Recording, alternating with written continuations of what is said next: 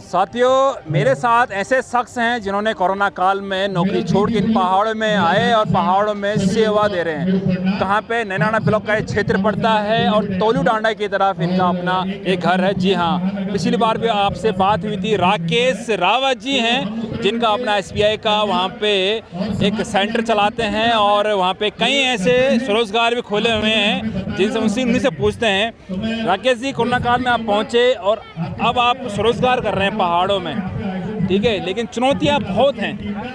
आप उन चुनौतियों कैसे पार कर रहे हैं और क्या क्या भी काम आप कर रहे हैं? देखिए जी, सबसे पहले तो आपको मेरा सादर नमस्कार व बहुत बहुत धन्यवाद। जब मैं कोरोना काल में गांव आया था तो मैं ये सोच के आया था कि मतलब इस टाइम तो लोगों का रोज़गार ही चले गया, तो मैं कैसे करके अपना सेटअप बिठाऊं। लेकिन आप लोगों के सहयोग से मैं गांव आया तो मैंने फर्स्ट ओपनिंग करी थी वहाँ पे CSC सेंटर से। धीरे धीरे जब मैंने CSC सेंटर खोला तो उसके बाद मेरे को SBI की फ्रेंचाइजी मिली धुमाकोट की, तो मैं लगातार काम पे जुड़ा रहा।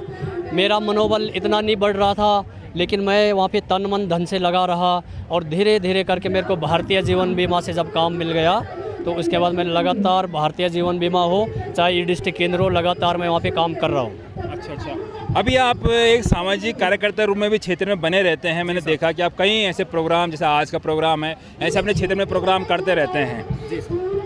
कैसे समय मिलता है? क्योंकि मुझे लगता है कि फिर बिजनेस भी आपका खुद का अपना है, खुद ही करना पड़ता है। जी साहब, तो उसको कैसे आप काम को समेटते हो? सर, क्योंकि जो ये है जो बिज़नेस है, तो बिज़नेस में एक बार मैंने पहले भी कहा था कि नौकर न बनो, नौकर बनने के बदले ऑनर बने, खुद का सेटअप जमाएं। बिज़नेस में क्या होता है कि अपने हाथ में पूरी टाइमिंग है, जो भी टाइम निकालना है हमें, एक महीने में 30 दिन मिलते हैं, 30 दिन में से हमें अपना समय निकालना होता है।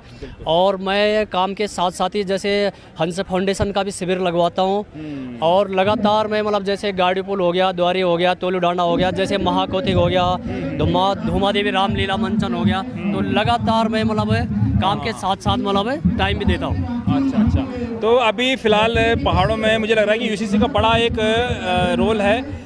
UCC का जैसे देखते हैं कि उसमें मैरिज सर्टिफिकेट लोग वहाँ बना रहे हैं। परेशानी भी आ रही होंगी क्योंकि नेटवर्क का काफ़ी दिक्कतें होते हैं हमारे पहाड़ों में, क्यों? तो कैसे करके आप संभालते हो? सर, नेटवर्क कनेक्टिविटी तो शुरू से ही कम है, लेकिन आजकल UCC का आ रखा है, लगातार मैरिज सर्टिफिकेट बन रहे हैं, लगातार उस पर काम कर रहे हैं। डॉक्यूमेंट भी उसमें गवर्नमेंट ने काफ़ी मांग रखे हैं। और मैरिज के साथ साथ मेरा ये है कि मेरा ये प्रयास रहता है कि जो गरीब घर का है, जिसके पास कमाने वाला कोई नहीं, आर्थिक स्थिति कमज़ोर है, तो उसके मैरिज सर्टिफिकेट तोलू डांडा में फ्री में भी बन रही है। अच्छा जी सर, उसके लिए तो मुझे लग रहा है कि शायद गवर्नमेंट के भी 200 कुछ रुपए फीस भी है। जी, गवर्नमेंट ने पहले फ़ीस रखी थी, तो अब गवर्नमेंट ने क्या किया कि जो 1 जनवरी से पहले के है उनकी फ़ीस नहीं लगेगी, लेकिन कुछ % गवर्नमेंट काट रही है। लेकिन जिनकी आर्थिक स्थिति कमज़ोर है उनके प्रॉपर तरीके से अगर 300 रुपये भी फीस पड़ेगी तो तोलू डांडा में फ्री में बन रही है।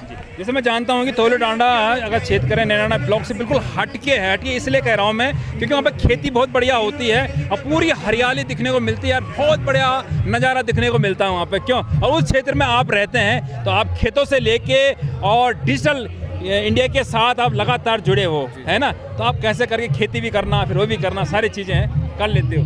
क्योंकि सर, जैसे हम पहाड़ में हैं तभी आपने देखा होगा हम बिल्कुल फिट रहते हैं, क्योंकि गांव का काम भी करना पड़ता है, घर का काम भी करना पड़ता है। और काम के साथ साथ में सुबह जैसे मैं ऑफिस में 7:30 बजे से 12 बजे तक बैठता हूँ, फिर शाम को 3 से 5 तक बैठता हूँ। फिर उसके बाद जैसे पानी की थोड़ा हमारे यहाँ पे दिक्कत है तो फिर पानी भी लाना होता है, तो सारा काम करता हूँ।